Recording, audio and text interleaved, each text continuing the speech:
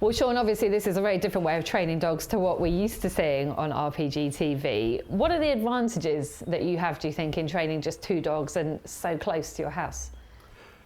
Basically, you're with them nearly, 24 hours a day, and you're keeping an eye on them, any lameness, whether they are sort of grumpy, happy, you're just watching them 100%. You really get to know them, and you bond with them as well. You can see, particularly the bitch you've got here, very well bonded to you. Yeah, she's, I suppose she's a bit like a pet as well now. She's happy enough outside in the kennels, and she wanders in and out of the house when she needs to. What are the difficulties, the challenges in training like this? I suppose the galloping, the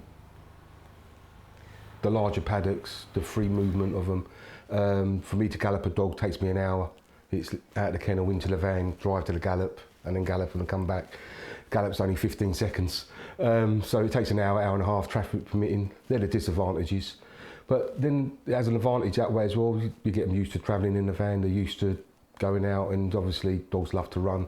So when they go into the van, they know they're running. So.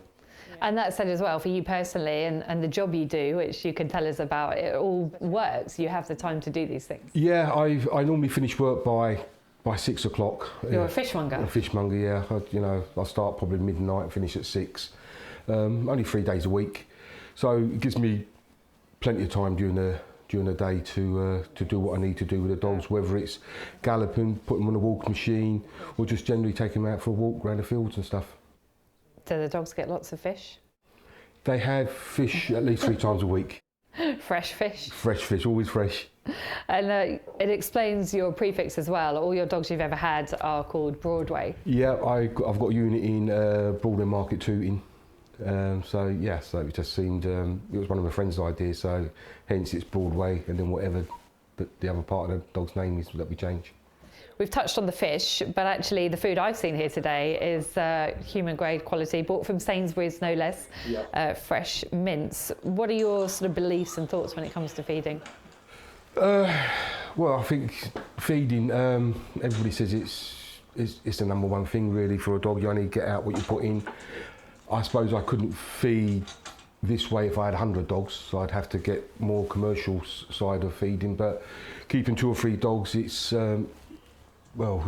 always fresh, it's conveniently kept. As I said, I feed 3 or 4 vegetables, half a pound to a pound of beef, only 1 cup of biscuit. They have a nice breakfast in the morning, so yeah, they seem to look well on it anyway. Obviously the sport has changed so much since I met you back in the Wimbledon days. What do you think are the main challenges facing the sport at the moment from where you are?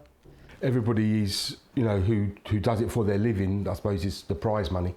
That doesn't affect me because I don't do it for the prize money, so I don't really get involved in that. I can see that, it is an issue for some of them. It was the closure of tracks, but obviously Toaster reopening Oxford, and now the one in Wales is promising.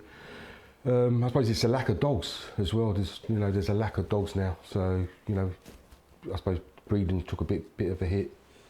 And actually it's a struggle that you face sometimes with races not filling. Yeah, exactly, yeah.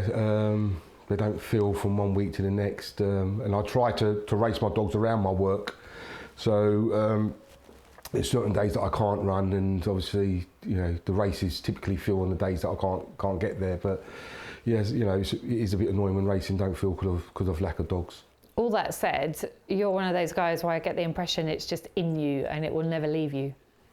Yeah, I was out of it for a little while by owning and training dogs, but you always, once it's in you, from a kid, from my dad and my granddad in Ireland, you always watch, look out for the results and see who's winning, and that gives you then the appetite to go and get another dog to see if you can compete with them.